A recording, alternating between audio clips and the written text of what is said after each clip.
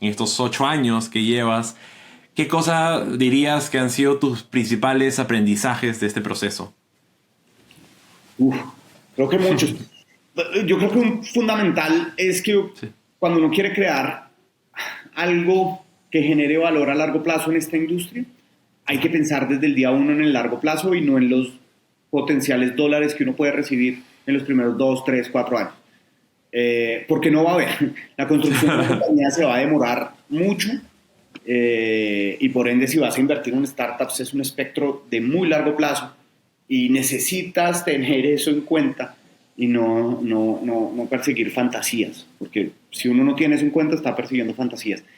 Yo creo que eso, la visión a largo plazo, y cuando uno tiene una visión a largo plazo pues toma decisiones más a largo plazo y menos al inmediatismo y hace que sea muy difícil realmente crear un rockstar, una aceleradora, un inversión, un gestor de capital, porque es a muy largo plazo y la credibilidad prácticamente que uno se la tiene que ganar desde el día uno y no hay resultados con qué. Entonces uno está jugando todo el tiempo en un limbo.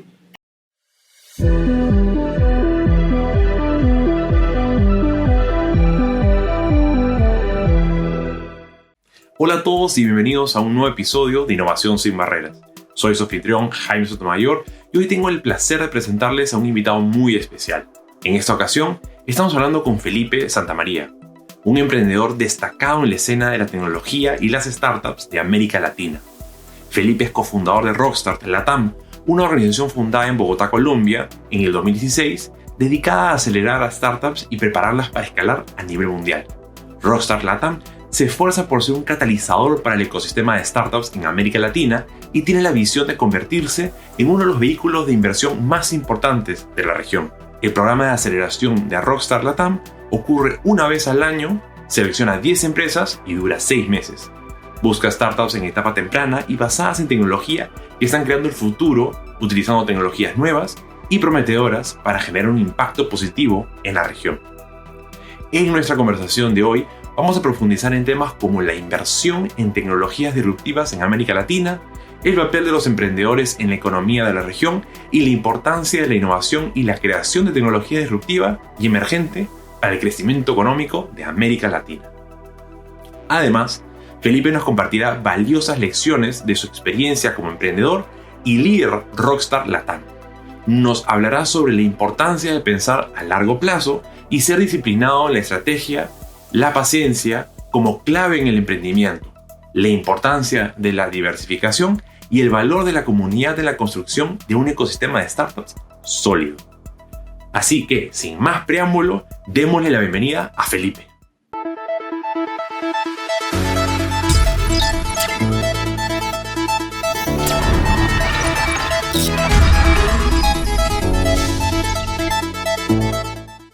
Hola Felipe, ¿cómo estás? Muchas gracias por venir al podcast Innovación sin Barreras. ¿Cómo te encuentras? Jaime, muy bien, muchas gracias por la invitación, un gusto estar acá. Un placer tenerte. ¿Desde dónde te conectas? Desde Bogotá, desde las oficinas de Rockstar.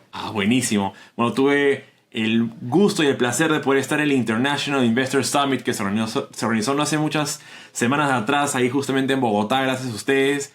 Ha sido un evento espectacular para conocer founders, inversionistas y otros actores del ecosistema. La verdad que hacen un gran trabajo en traer y formar una comunidad de startups muy importante en la región. Bueno, no, muchas gracias Jaime por haber participado y la verdad que nos disfrutamos mucho haciendo este tipo de eventos. Tratar de agregar valor a diferentes personas, sean ángeles inversionistas, sean corporativos, fondos de capital y startups en general, tratando de reunirnos con una sola cosa y es tratar de darles valor a cada uno y crear comunidad, que yo creo que hace mucha falta. Totalmente. Y ahí ese punto de comunidad es interesante porque normalmente siempre hablamos de startup, inversionistas, pero la comunidad es mucho más amplia. Y tuve la oportunidad de conocer gente del gobierno, de la Cámara de Comercio de Bogotá. Entonces realmente hay un involucramiento mucho más amplio al que estamos acostumbrados quizás en otras partes del mundo. Sí, totalmente. Nosotros le apostamos que realmente un ecosistema, si se quiere comparar con San Francisco o con Tel Aviv o cualquier otro ecosistema pues, de los que admiramos en el mundo, se da porque hay actores de todo tipo tratando de sacar esto adelante. Y yo creo que eso es lo que nos hace falta en Latinoamérica, fortalecer los diferentes stakeholders alineados con el mismo objetivo. Entonces, el International Investor Summit es un intento de hacer esto, de lograr realmente construir un espacio en el que esto pase. Y bueno, vamos a ver en el próximo mayo cómo nos va. Sí, no, fenomenal, fenomenal. Ahí estaremos nuevamente por ahí. Bueno, un poquito para conocerte a ti un poco más, pero también escuchar ese camino, ese journey que has venido tomando, esos pasos, ¿no?, que fuiste dando, que te llevaron a involucrarte con Rockstart y comenzar lo que es Rockstart en LATAM. Cuéntanos un poquito esa historia, ¿no?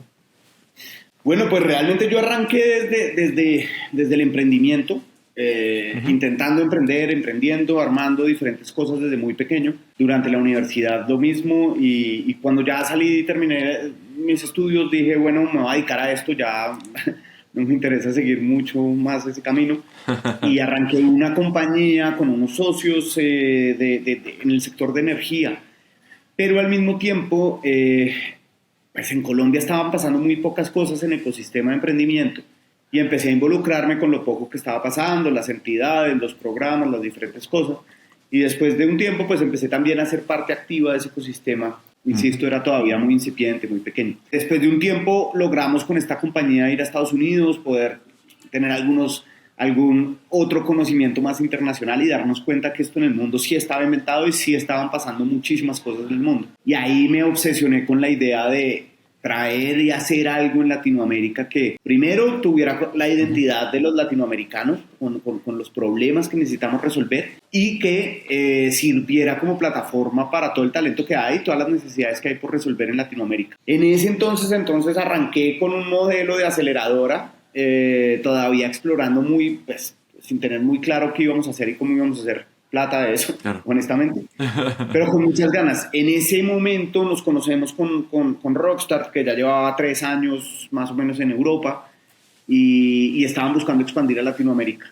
Decidimos pues juntarnos, a hacer una sola empresa global, y bueno, así es la idea como montamos y creamos Rockstart en Latinoamérica, la cual pues he tenido todavía la fortuna de durante estos 8 años dirigirla y estar acá, digamos que manejándola, si se puede decir. No, espectacular. Y la verdad es que sí es interesante cómo es que se llegan a hacer estas conexiones y inicias esta parte en la TAM. Yo creo que es interesante el conectar o tener esta vinculación Europa, América Latina, una marca mucho más grande. Y un poco para que conozcan aún más Rockstart, o sea, ¿ustedes cómo se definen como aceleradora? ¿Cuáles son los verticales? ¿Dónde ponen más su foco? Sí, total. Y complementando un poco lo que decías, claro, yo creo que fue un gran acierto haberme asociado y montar una cosa con más visión global y con más presencia internacional desde el inicio. Creo que fue una gran apuesta y nos salió bien. No, bueno, yo desde el principio un carácter internacional. Eso lo he visto, por ejemplo, con Wayra, ¿no? O sea, para mí fue súper interesante haber liderado Wayra en Perú porque, digamos, éramos una organización global, ¿no? Y ver deals que estaban haciendo en otras partes del mundo, inspirarse en eso, compartir oportunidades, o sea, te da una perspectiva el ser un poquito más allá de solamente un país, ¿no? Entonces concuerdo mucho con el camino que tomaron. Total. Adicional, pues creo que igual en ese entonces no teníamos ni idea y en Latinoamérica no había muchos casos, digamos, de éxito de los cuales pudiéramos aprender. Entonces había que aprender de alguna otra región donde ya las cosas estuvieran un poquito más avanzadas y creo que fue perfecto. Fue una escuela, fue compartir conocimiento, traer conocimiento. Funcionó muy bien. Y bueno, entonces, si es que pudieras describir un poco más sobre Rockstart, su foco, ¿no? Porque quizás hay una diferencia entre lo que se busca en Europa, lo que buscamos en América Latina. ¿Dónde están ustedes poniéndole más atención en el ecosistema de startups? Total. Yo creo que sí existe una gran diferencia entre Europa y Latinoamérica y sobre todo en los últimos 5 años esa diferencia se ha visto más. Ya creo que se empieza un poquito a asemejar más. Europa es totalmente verticalizada, es decir, los fondos generalistas o una aceleradora generalista como no es lo más común. ¿Por qué? Porque no se puede tener expertise en todo y ya hay un grado de profesionalización de cada vertical y de cada dominio que hace que sea necesario uno empezar a enfocarse. En Latinoamérica todavía eso no ha pasado. Hasta ahora, pues para nosotros, nuestro programa ha sido Emerging Tech, pero realmente si uno mira esas tecnologías emergentes en Latinoamérica, pues todavía están muy, o han estado todavía muy enfocadas en lo que es la digitalización de sectores tradicionales y gigantes y tratar de resolver grandes problemas para la población de toda Latinoamérica que no están resueltos. Esa ha sido la disrupción que hasta ahora ha pasado en Latinoamérica. Todavía nosotros no podemos decir que tengamos tecnologías emergentes creadas por emprendedores latinoamericanos, honestamente, o muy poco. Empezará a pasar, claramente. Entonces nosotros somos... De hecho, más adelante en el podcast sí te voy a querer empezar a profundizar y ver, digamos, dónde es que nosotros más bien tenemos una cierta ventaja competitiva. Pero eso lo dejamos para después. Perfecto. Entonces nosotros somos un vehículo de inversión en etapa temprana, en donde parte de nuestra propuesta de valor es no solo el capital, sino el conocimiento, el relacionamiento, el expertise en esas fases tempranas, y le damos como parte de nuestra inversión a los emprendedores un programa de aceleración que es de 6 meses el programa, más un programa de alumni, le llamamos, que es para toda la vida, pues que es acompañarlos mientras sigan existiendo y sigan en el mercado. Hoy en día hemos tenido solamente un programa generalista, como mencionaba, se llama Emerging Tech, y este año estamos lanzando, que lo lanzamos en el International Investor Summit, estamos lanzando una nueva vertical de energía en la cual vamos a empezar a invertir desde el segundo semestre de este año. Hicimos ya una prueba piloto de un programa con ISA y logramos muy buenos resultados y nos dimos cuenta que ahí están pasando cosas y queremos ser ese primer jugador en Latinoamérica que entra a invertir en etapa temprana en energía también. Entonces a partir de ahora vamos a tener como las dos verticales operando. Y eso me parece interesante, esto último que has dicho, porque ya es un corporativo que se está involucrando, incluso está poniendo su nombre al costado de ustedes. Si es que se puede saber un poco la dinámica, ellos son el PIS en el fondo, hay más inversionistas, ¿cómo funciona eso? Bueno, realmente ese primer programa pues fue, trabajemos juntos, veamos qué podemos hacer. El expertise de Rockstar es buscar y acelerar startups, el expertise de ustedes es tener pues, conocimiento en el mercado de energía. Y nos fue bien, decidimos, bueno, no, ¿por qué no más bien miramos un fondo pequeño inicial para hacer unas primeras inversiones? La idea es llegar a 20 inversiones en los próximos 2-3 años y lo hacemos juntos. Entonces ahí estamos participando juntos, todavía no puedo anunciar muy bien quiénes son los LPs y los principales y demás, estamos en esos procesos aún, pero la idea es trabajar no solo con ISA, aunque de la mano con ISA, pero también con muchos otros actores del ecosistema de energía en Latinoamérica, porque realmente todo el mundo y ese sector está esperando la digitalización de este sector y digamos que la transformación energética que se viene anunciando y debería estar pasando en los próximos 10 años. Entonces, es un sector con muchísimas posibilidades de disrupción y creo que eso hace que sea una vertical divina para hacer negocios. No, totalmente de acuerdo, y más bien que este es una especie de llamado a todos los que son del mundo corporativo, nos están escuchando el día de hoy, involucrarse con otros actores del ecosistema, como por ejemplo una aceleradora de startup o un fondo de venture capital para encontrar soluciones. Es algo que un corporativo puede hacer, y ir más allá, pues, de hacer una hackathon. Es realmente entrar a trabajar con startups, apoyarlas con conocimiento de industria, y qué mejor si puedes ser inversionista. Pero realmente, a través de un vehículo como un fondo o como un programa de aceleración, yo creo que tienes más impacto, ¿no? O por lo menos si estás arrancando, es una de las mejores maneras de poder involucrarse y aprender en el camino. Total, yo creo que nosotros, y yo creo que eso nos pasa a todos los que nos queremos meter en el ecosistema de emprendimiento, o nos metimos, y realmente uno al principio lo que quiere es hacer todo. Todo. Sí. Uno le gustaría hacer hackathon, buscar startups, invertir en ellas, acelerarlas, después hacer el exit, después, o sea, todo completo, acompañarlas en todos los procesos. Y la realidad, o lo que también nos va mostrando el ecosistema, es que hay especialistas en cada cosa que podemos colaborar y es más eficiente uno ser bueno y tener una estrategia en la cual uno ejecuta una parte, pero tiene otros aliados que ejecutan las demás. Y creo que eso es lo que ha venido pasando con los fondos, con los corporativos y los fondos, y con los corporativos y las aceleradoras. Y es, venga, ustedes saben hacer este trabajo mejor que nosotros, porque a mí me interesa esto, esto y esto, y lo puedo hacer. Y lo mismo los corporativos son mucho mejores para hacer planes piloto con las startups, por ejemplo. Exacto. Entonces, pues uno se puede complementar y hacer cosas muy poderosas juntos. Creo que eso ya ha venido pasando y cada vez se ven más corporativos siendo el PIS, corporativos teniendo algún tipo de programa con colaboración con otro, y eso funciona bastante bien. Yo creo que los resultados son súper positivos, al menos en nuestra experiencia. Sí, creo que sucede muy parecido a cuando aparece un unicornio, una startup de unicornio, inspira a muchos emprendedores a querer hacer startups de tecnología. Creo que cuando de repente vemos corporativos que están teniendo éxito en el mundo startup, anima a otros corporativos a lanzarse. Entonces, nuevamente, felicitaciones por estos hitos, porque yo creo que van a incentivar a otras empresas que quizás han visto este espacio como muy riesgoso o que la reputación de la marca puede estar en juego, a replantearse y darse cuenta que son paradigmas que están totalmente desfasados o erróneos, ¿no? Total, yo creo que lo que más va a afectar a las marcas, a los corporativos reputacionalmente, es quedarse quietos hoy con todo lo que está pasando y quedarse obsoletos con el paso del tiempo. Creo que eso va a ser el verdadero costo reputacional y de marca y de valor de compañía. Totalmente de acuerdo. Ahora un poco entrando ¿no? Tú has mencionado, ¿no? Ustedes ingresaron a este espacio, otros quieren ingresar pero no tienen quizás el conocimiento.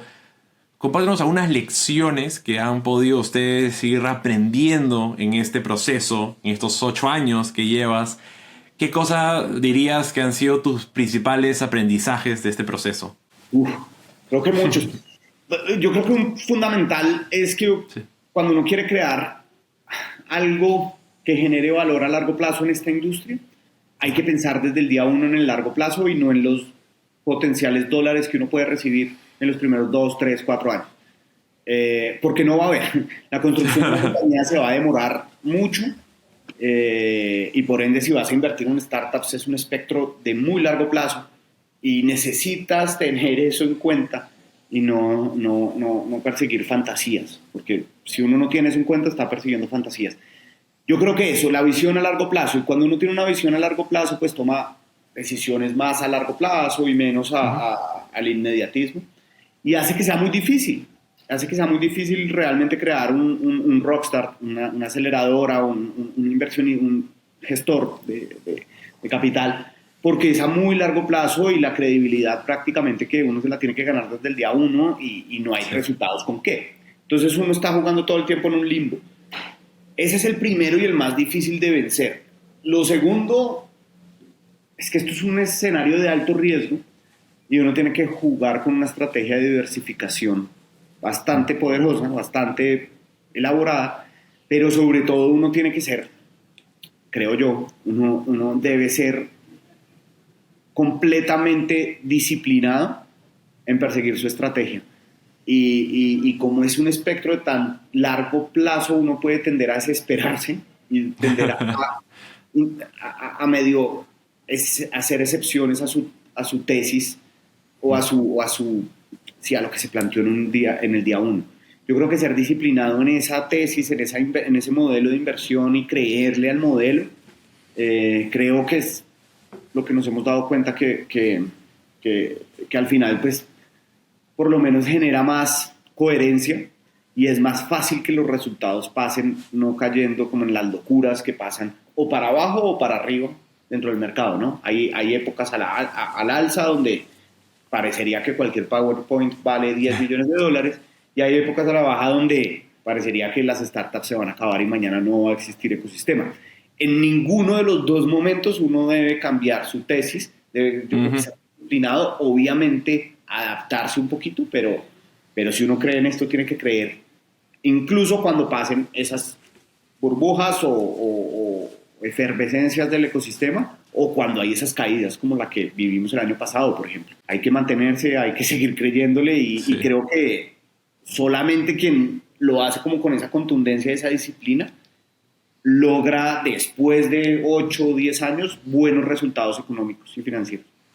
Totalmente de acuerdo. Y eso creo que muchos VCs con los que he conversado han reforzado ese mensaje de no perseguir tendencias, sino enfocarte mucho en tu tesis. No significa, como tú dices, cerrarte a solamente ella y nunca actualizarla. Si vas recibiendo cierto feedback, ir tomando y haciendo ajustes, pero no estar persiguiendo cada tendencia porque al final no llegas a coger lo mejor de todo. Persigues cosas que quizás no son y como no tienes el expertise terminas tomando malas decisiones. En cambio, Total. si te enfocas en tu tesis, te vuelves una máquina para escoger realmente las cosas buenas y sí, se te pasarán oportunidades que son maravillosas, pero a todos les pasa, ¿no? Seguro, ese es el juego. Y la tercera, si pudiera adicionar una, es acordarnos que esto puede sonar muy chévere, muy futurista, muy sexy, muy de moda, muy lo que sea, y hablar de ecosistema, de disrupción, de innovación, de nuevos negocios. Pero al final esto es un negocio.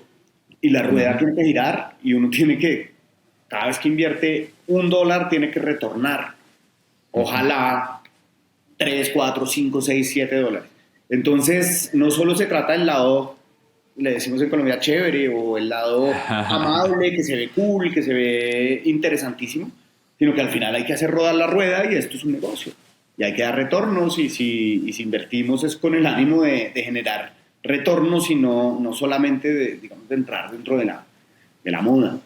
Cuando uno tiene eso en el radar todo el tiempo y guía sus decisiones en esto, realmente pues por lo menos puede llegar a cometer un poquito menos errores. Totalmente. No, y creo que también a veces los founders de las startups piensan pues, ¿no? que un programa de aceleración digamos, le corresponde a todo el mundo o es casi como que un tema de apoyo al ecosistema, ¿no? Y obviamente queremos ver que un ecosistema madure y hayan más personas emprendiendo, pero como tú dices, al final del día es un negocio, tienes que regresarle el aporte que han hecho esos inversionistas y en verdad una aceleradora, si no me equivoco, es un fondo que tiene un programa muy particular para apoyar a emprendedores. Entonces al final del día tienes personas a quienes tienes que regresarle esa inversión. Total, es que la verdad es que una aceleradora, bueno, original, ahora hay un montón de cosas como en la mitad y como Sí. que son nuevas cosas, pero una aceleradora originalmente es un fondo con una estrategia más etapa temprana. Entonces Sí. coge startups en etapa más temprana, invierte, digamos que más temprano en el tiempo, con menos tracción y demás, entonces pues es más hands-on en la ayuda a estas startups para llevarlas hacia las siguientes rondas de inversión. Esa es la filosofía y el porqué de una aceleradora, pero al final pues sigue siendo un fondo de inversión, solo que con una estrategia diferente. Ahora, una pregunta que recibo todo el tiempo, porque las personas quieren ver quién les da una mano, cómo les ayudan, pero a veces dudan mucho de si vale la pena pasar por un programa de aceleración, ¿no? Yo tengo una respuesta para esto, pero me encantaría escuchar tu perspectiva, ¿no? ¿Para quién es un programa de aceleración, ¿no? ¿Y por qué es valioso? Total. Yo creo que eso es muy difícil y muy personal, honestamente. Yo creo que es como todo, así como ir a una universidad, escoger una universidad. Podemos ir a la misma, Jaime, tú y yo, y a mí me puede parecer muy mala y a ti te puede parecer muy buena. Y tú puedes sacar los mejores resultados y yo no, o viceversa. Una aceleradora le funciona al emprendedor o al equipo de emprendedores que hace fit con lo que ofrece esa aceleradora y hace match con las necesidades que tiene. Entonces, en Rockstar creemos en algunas cosas y nos enfocamos en algunas cosas más que en otras. Para los emprendedores que necesitan esto, hace muchísimo match. Para los que no, por ahí no.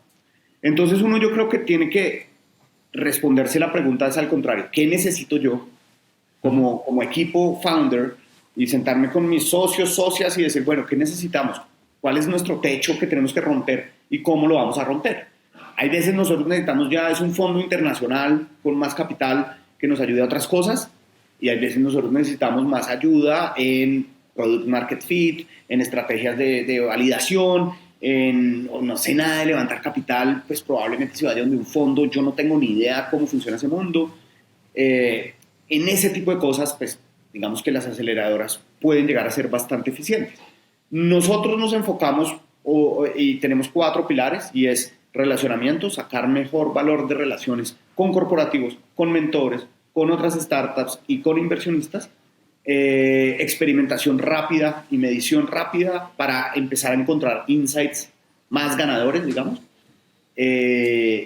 traqueo de métricas a un nivel excesivo y ser super data driven, aprender a hacerlo super data driven, y relacionamiento, experimentación y fundraising, obviamente. Entonces son startups que dicen, bueno, no es que vayamos a vivir dependiendo del fundraising, pero vamos a necesitar en algún sentido. Y desde Rockstar se crea la estrategia de fundraising para los próximos 8 años. Y entonces concebimos una empresa que pueda levantar capital, que sepa cuánto debe levantar y cómo debe levantar y cuándo y cómo va a llegar a punto de equilibrio. Ese es un poquito en lo que nosotros nos enfocamos, pero hay aceleradoras de todo. Nosotros, la realidad es que creo que tenemos una particularidad, y es que nosotros creo que hemos sido los más estrictos dentro del gremio en mantener nuestra tesis y en ser una tesis supremamente selectiva. ¿Por qué? Porque nuestro programa es el más largo que yo he visto, por lo menos, como programa de aceleraciones, de 6 meses continuos. Y adicionalmente, después de esos 6 meses, es toda la vida de Alumni Program. Y nos gusta esa relación de hands-on, 6 meses, démosle duro, porque nosotros no tenemos afán. Entonces nosotros hacemos un programa cada año, nos tomamos el tiempo, 3 meses, 4 meses de selección, hacemos prueba de ADN, prueba psicológica, nos sentamos a trabajar juntos una semana, vemos si hay match, y a veces les decimos, oiga, de pronto Rockstar no les sirve, o de pronto, y escogemos solo 10 compañías. Hemos escogido en el último batch 12, pero digamos que fue la excepción, generalmente son 10, y eso es lo que nos dedicamos. No, nosotros, si pudiéramos decir, somos un slow VC. Nos gusta tranquilos, suaves, estamos creando un portafolio. A mí nadie me apura, ¿no? Exacto. Estamos creando un portafolio para 20 años, no para 6 meses y en 2 años decir que somos 500, no nos interesa. Nos interesa ser metódicos, sistemáticos y crear un portafolio que dure 20 años. Entonces, pues, las startups que están alineadas con esa tesis, con esos fundamentales, con esa visión, hacemos batch. Hay otros que de pronto no, que a veces buscan es un demo de rápido, fast track, 3 meses, y a veces funciona eso mucho mejor y nosotros no somos como tan aptos para ellos.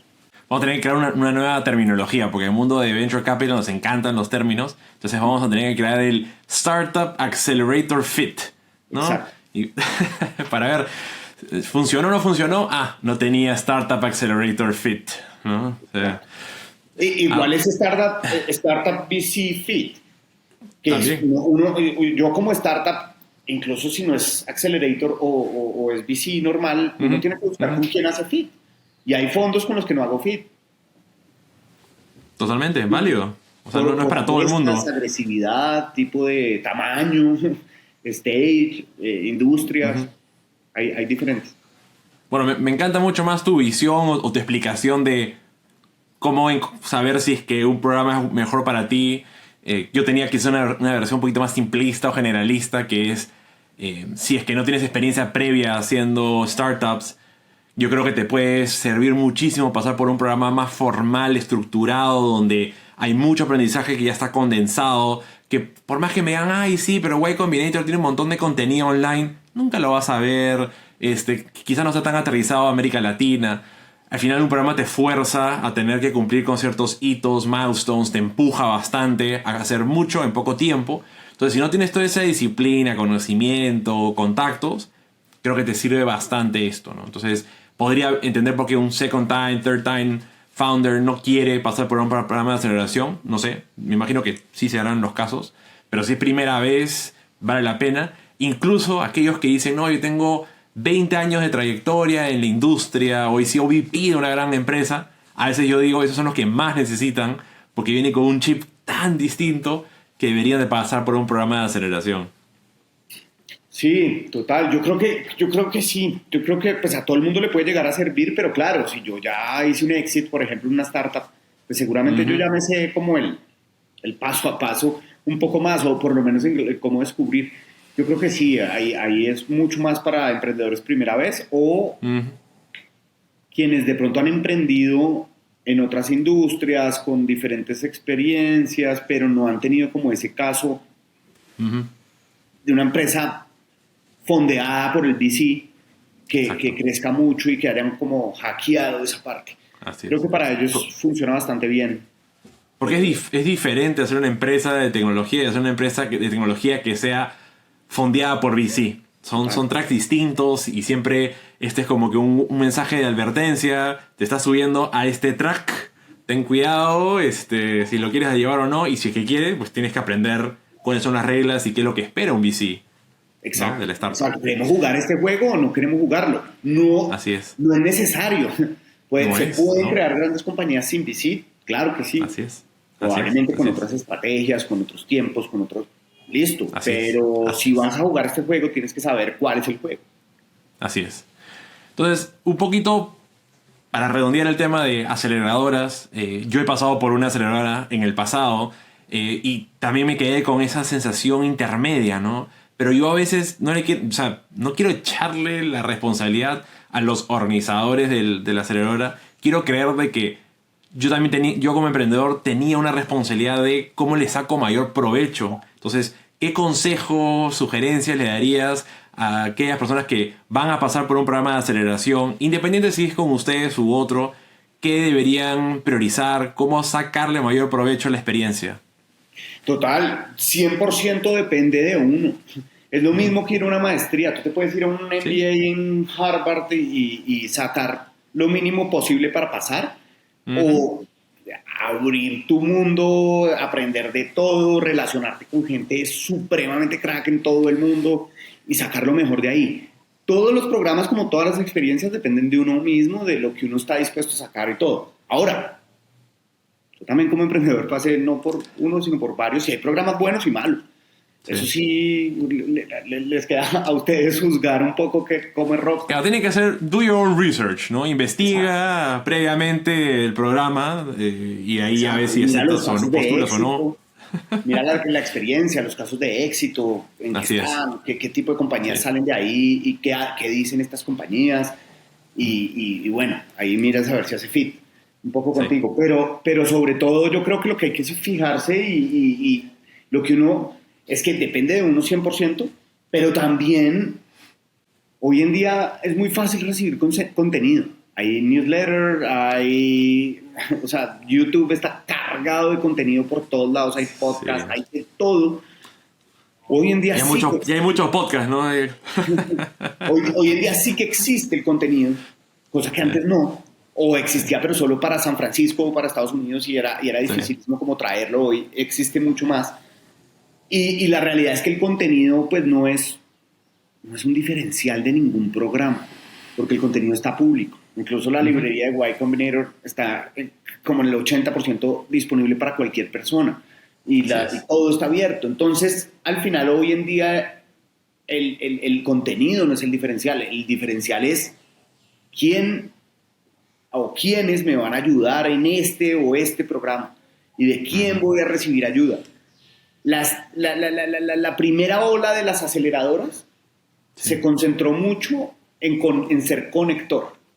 Jaime, tú que sabías, con un emprendedor que yo seleccioné, los pongo en contacto y ese es mi programa, se encarga de conectar. Hoy en día eso es obsoleto, pues hoy en día la aceleradora tiene que tener un conocimiento, tiene que ayudarte, y conectarte, pero tiene que ser dueño de algo, que creo que ese es otro de los puntos que hay que tener en cuenta.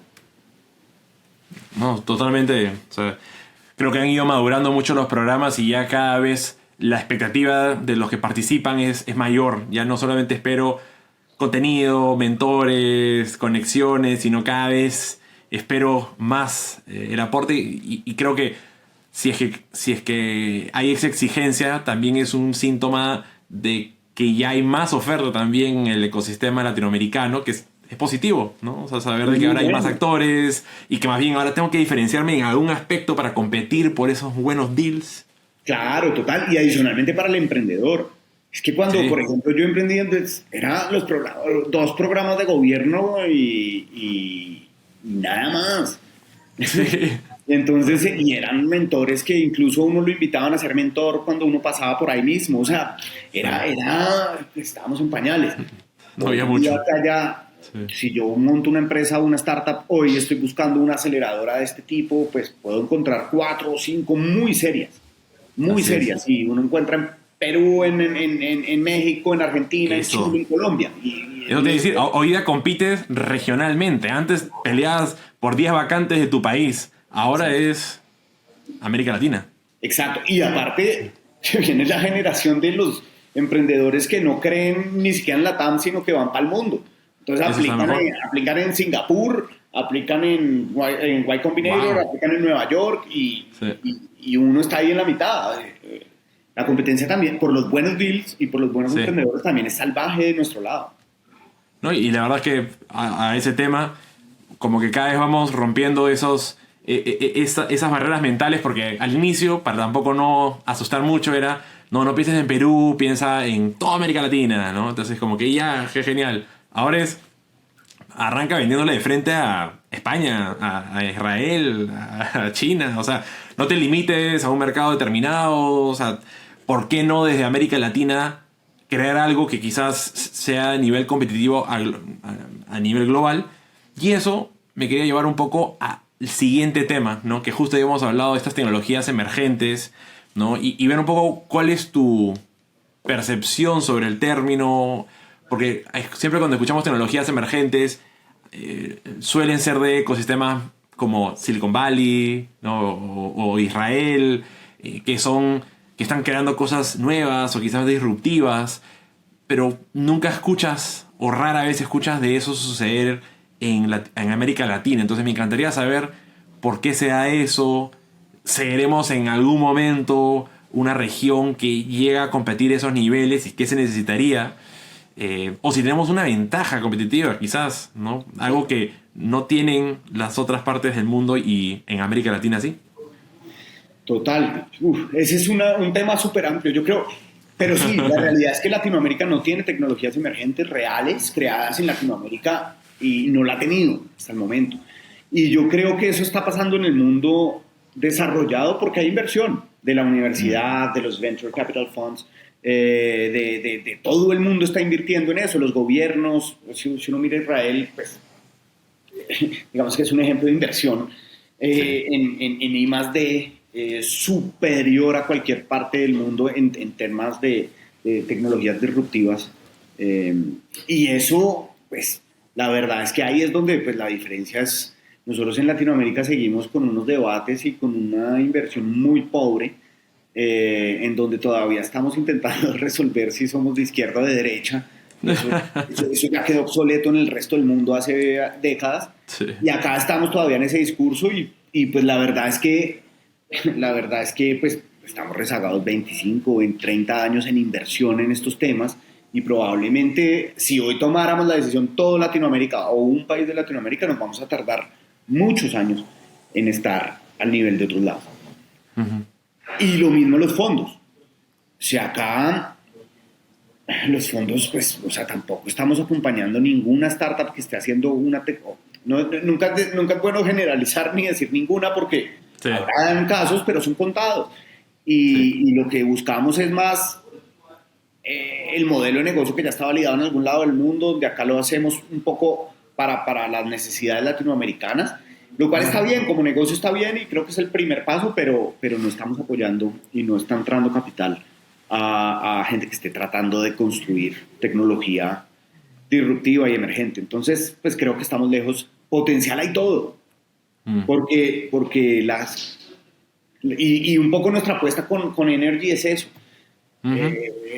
El sector de la energía de Latinoamérica tiene un potencial enorme y tiene unas características propias de la región supremamente únicas y creo que ahí cabe crear tecnología para exportar, cabe crear tecnología para tener los mejores, o sea, la mejor energía, el mejor sector de energía que pudiéramos tener en otras latitudes, la podríamos tener en Latinoamérica.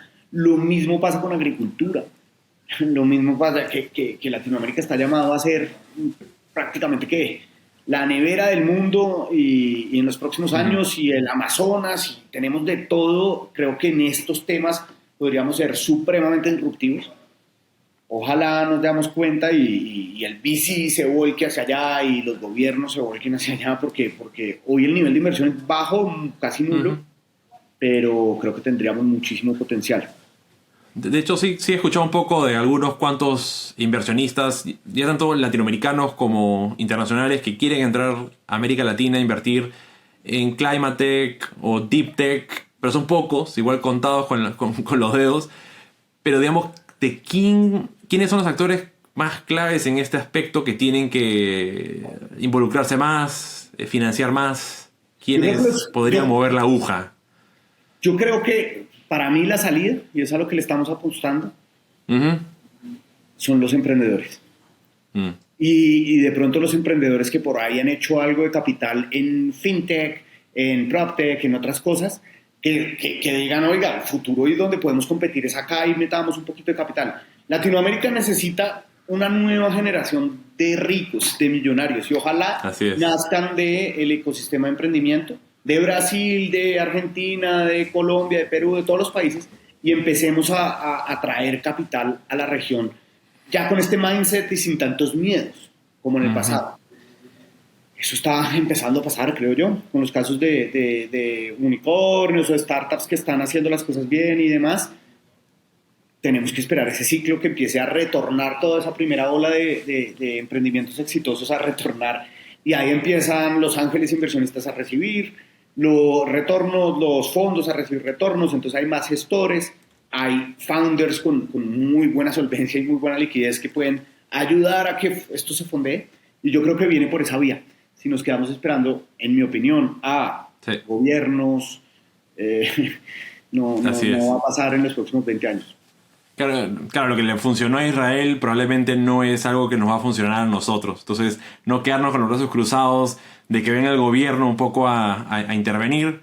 Están bienvenidos si quieren, por si acaso, ¿no? Si están escuchando acá, policy makers, por favor, en buena hora. Pero al final del día, yo concuerdo 100% contigo, Felipe. Van a ser todos estos founders que tuvieron varias experiencias de éxito, generaron millones y que ahora quieren volver a aportar a este ecosistema y van a priorizar sectores que quieren verse mover, ¿no? Porque dijeron, como tú dices, ¿no? Ya hay muchas fintechs, hay muchas promtechs, o sea, ¿dónde es que ahorita podríamos estar aportando aún más al mundo, ¿no? Entonces, y sobre todo, ¿dónde podemos competir? A ser número uno del mundo en algo, a sacar un unicornio que no sea con enfoque regional, sino que sea uno con enfoque global, que no ha pasado aún. Como que, ¿qué tal si la próxima fuera...? Pero se puede, o sea, no hay... Lo mejor de todo es que no existe una limitación. No es como que, bueno, como no nací en Silicon Valley, entonces no puedo ser el próximo. ¿Por qué no? Porque no estoy bien... Es un tema de mentalidad, ¿no? Yo creo que hace 20 años era imposible pensar en algo más allá de nacional. Hace 10 empezamos a pensar en regional. Y creo que ahorita están naciendo las primeras generaciones de emprendedores que nacen y es global y no comen pues nada. Y está bueno porque así también pues se van rompiendo barreras, techos. Así es. Nada, lo único que me llevo de esto es mucha ilusión por el futuro, ¿no? Y a eso quería llegar con ya esta última parte de la conversación, y es ¿qué podemos esperar de Rockstar a futuro, ¿no? ¿Qué planes tienen para los próximos años? ¿Dónde se ven ustedes evolucionando? Bueno, pues yo creo que también supremamente ilusionados. Nosotros vemos que todos estos retos son una ilusión para nosotros de poder estar ahí. Nosotros cómo nos soñamos y cómo nos vemos creando una compañía. Hoy estamos creando una compañía para los próximos 20, 25 años. Y nos vemos entonces en el mercado a largo plazo, siendo un jugador sólido, siendo un jugador, digamos que con bastantes resultados, un gran jugador. Y cómo nos vemos teniendo más verticales y haciendo apuestas en estos sectores donde vemos mucho más potencial, en donde podríamos competir a nivel mundial y donde podríamos resolver problemas mundiales, reales, importantes, como el hambre, como el calentamiento global, como el sector de la energía, como la descarbonización del mundo, que creo que esos son los problemas que hoy en día son los que nos estamos enfrentando más. Ya creo que el problema de darle más crédito a las personas resuelve cosas de la vida cotidiana, pero los grandes problemas del mundo no están ahí. Y creo que hoy en día Latinoamérica está empezando está llamado a empezar allá. Entonces nos vemos como un jugador ahí, nos vemos con un portafolio sólido. Más o menos, si me preguntas 10 años, deberíamos estar más o menos en algo así como 300 compañías invertidas. No creo que sean muchas más. No le aspiramos a hacer, lo que pasa es que cada vertical, claro, hacemos un programa por año, entonces ahí se empezaría como a acelerar, pero yo creo que seríamos un portafolio de más o menos ese tamaño, y para mí mi sueño es ser una institución que los inversionistas amen invertir en Rockstar, que los emprendedores amen pasar por Rockstar y recibir inversión de Rockstar, y que de esos 300 inversiones que hemos hecho, portafolio que hubiéramos hecho en ese momento, haber generado riqueza para tanto inversionistas como emprendedores como nosotros. Esa es como nuestra consigna, y a punta de esa riqueza y a punta de esas nuevas generaciones de gente con cierto nivel de riqueza que podamos cambiar este entorno, que podamos cambiar esta región y generar mucha más prosperidad. Yo creo que si hubiera más prosperidad estaríamos peleando por otras cosas que no es si somos de derecho. Me encanta, totalmente de acuerdo. Bueno, yendo ya al segmento final, esto lo cubrimos en todos los episodios. Unas 2 preguntas que siempre hacemos. Una de ellas es las recomendaciones sobre qué libro, película o serie te parece que sería interesante para aquellas personas que están escuchando este podcast. Uy, buenísimo. Yo creo que últimamente, y sobre todo, yo creo que la deficiencia o donde más problemas veo, y creo que los emprendedores de Latinoamérica tenemos que crecer, es en el liderazgo. Realmente volvernos líderes fuertes, poder manejar equipos de alto rendimiento, poder manejar compañías grandes. Y creo que un libro que a mí me marcó y me lo he leído ya como 4 veces es de Simon Sinek, de Leaders Eat Last. Un librazo, se lo recomiendo a cualquier persona que quiera tener un equipo algún día. Y bueno, el otro libro es Emprendedor Mínimo Viable, que es muy bueno, me dicen. No me enteras que es mi libro y bueno, ahí la cuñita vale. También, sumamente recomendado. Esos 2, para que puedan encontrarlos, los voy a estar agregando en las notas del episodio, así pueden encontrarlo fácilmente. Y finalmente la última pregunta es, si tuvieras una máquina del tiempo que te permitiera enviarle un mensaje a tu versión de hace 10 años, ¿qué le dirías? Wow. De hace 10 años, no, nada. Le diría que se preocupe menos y que le diera más, que lo siguiera haciendo con menos preocupación, que todo pasa, que el tiempo pasa y si uno es constante y le va dando y sigue, pero seguramente le diría que siga creyendo, pues, y que no vaya a desfallecer.